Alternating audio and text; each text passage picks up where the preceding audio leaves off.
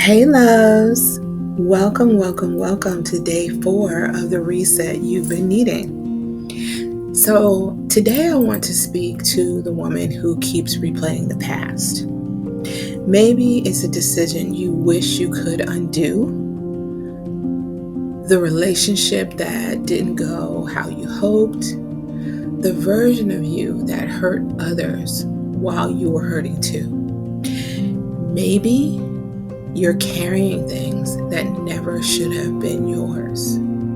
Or you're haunted by the feeling that somehow it's all your fault. But here's what I want you to hear gently and clearly. You don't have to keep punishing yourself for the woman you used to be.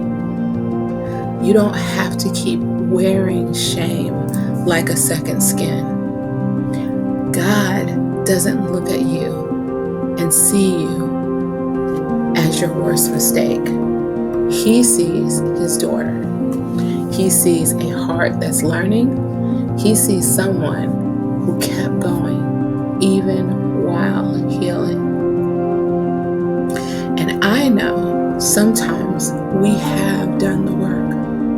We've done therapy, church, we've read books, the prayers, and still the guilt lingers. But guilt is not your home. You were not meant to live in regret.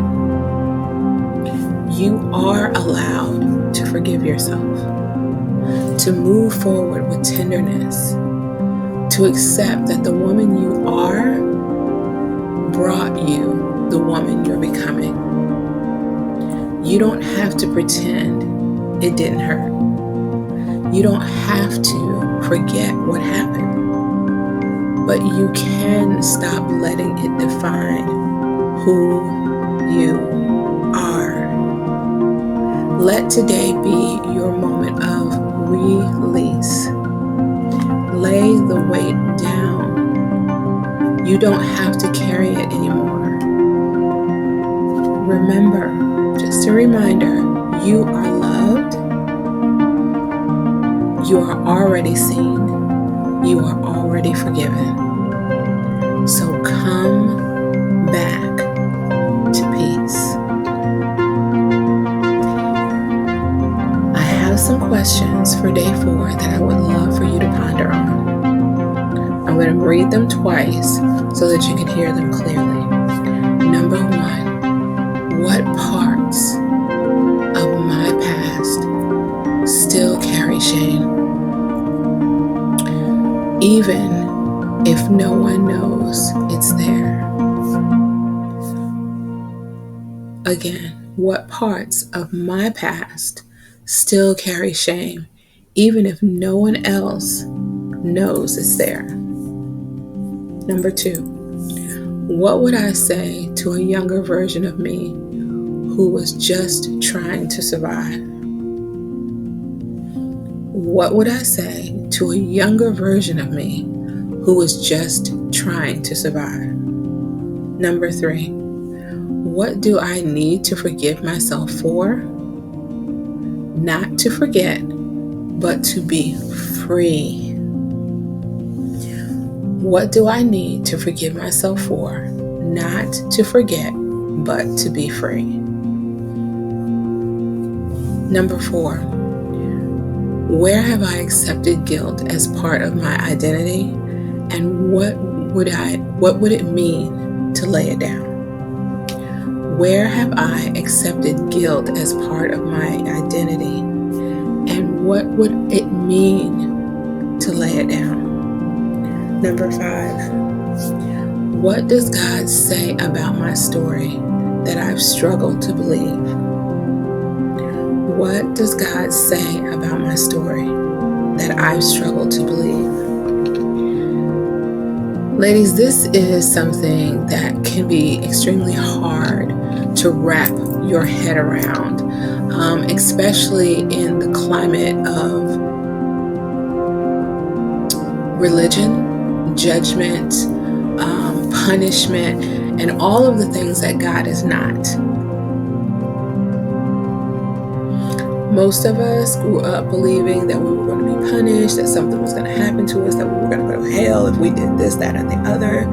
And I just want you to know, like literally what I repeated, that God does not look at you and see you as your worst mistake. Or does he even see your worst mistake? He's not taking notes on all of the wrong things that you've done. He sees his daughter. He sees your heart, especially if you've done the work, or especially if you're in the middle of doing the work, or especially if you're starting the work. Forgiveness is yours. He sees someone who keeps going even while healing. And we know this, doing the work can be challenging, it can be hard. But I just want you to do your very best to rid yourself of shame. It's one of the worst things that we can carry around with us. I know this for a fact. And so the way that I have learned how to work through all of these feelings, the forgiveness, the mistakes that you've made, maybe you didn't know and maybe you hurt someone, or whatever the case may be, the way that I've been able to work through it is not only just talking to God out loud, or asking questions and things of that nature, but it also has been through writing, which is why I'm kind of giving you these homework assignments, quote unquote, to write these things so that you can start working to heal them. And so I just wanted to say a couple of words. I hope that day 1, day 2, and day 3 have been good. And I hope that, meeting every other day and giving you time to go through and listen, listening, constant repetition breeds belief. So the reason why I am giving you a day in between is not just for you to answer the questions and to give you time. I don't want to rush you. I want it to flow, and I want to take this slow. And for the purpose of your healing, your clarity, your forgiveness. Okay? So I will see you for day 5 on Wednesday.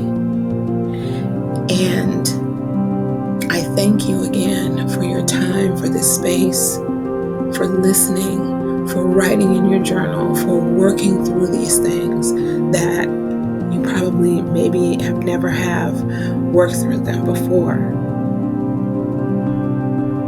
Have a great one. This is Ray.